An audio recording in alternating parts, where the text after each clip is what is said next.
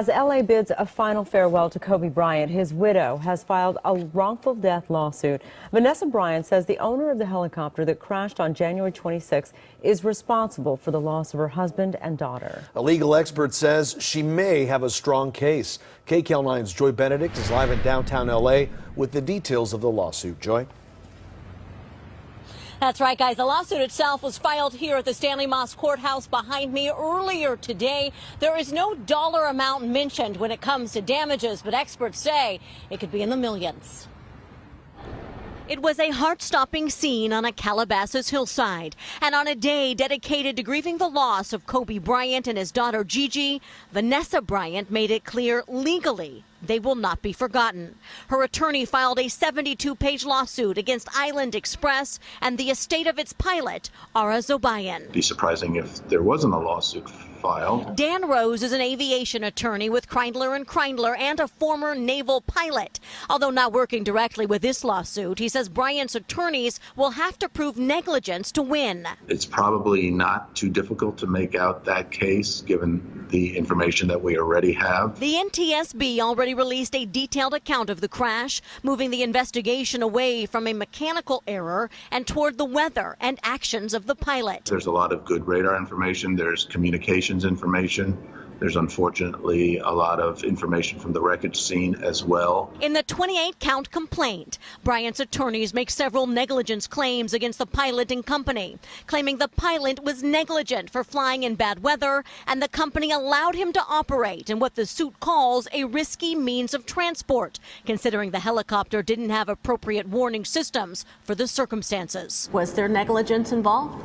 It certainly seems that way early on, and there's pretty consistent information that the pilot has entered the clouds when he shouldn't have. As for suing the company and not just the pilot who died in the crash, Rose says that's standard because it was the company's job to make sure the helicopter didn't crash. Selecting the pilot, making sure that they follow the procedures, that they establish procedures, that they train the pilots properly. Island Express declined to comment on the case. Its website just has a statement posted saying they aren't flying. And Rose says they likely won't again. And he says this won't be the only lawsuit either. For whatever insurance money the company has will be handed out to all the victims in the crash.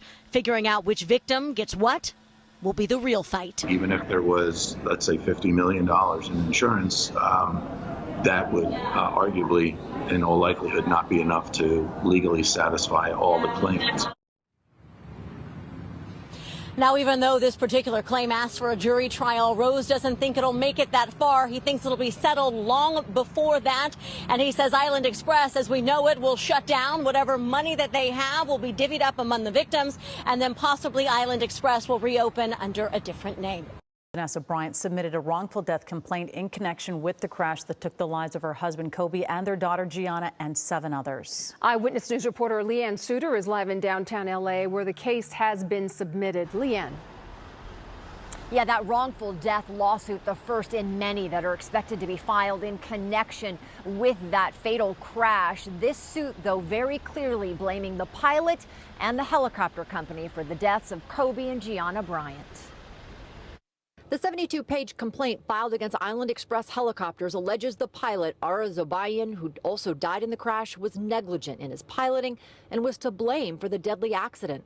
Last month, Zobayan was flying Kobe Bryant and his daughter Gianna, along with 6 others, to a basketball game at Kobe's Mamba Sports Academy in Thousand Oaks when the helicopter crashed into a hillside in Calabasas amid dense fog. Typically, in a wrongful death case, you allege negligence, which is unintentional wrongdoing. And in this case, it's pilot error equals negligence.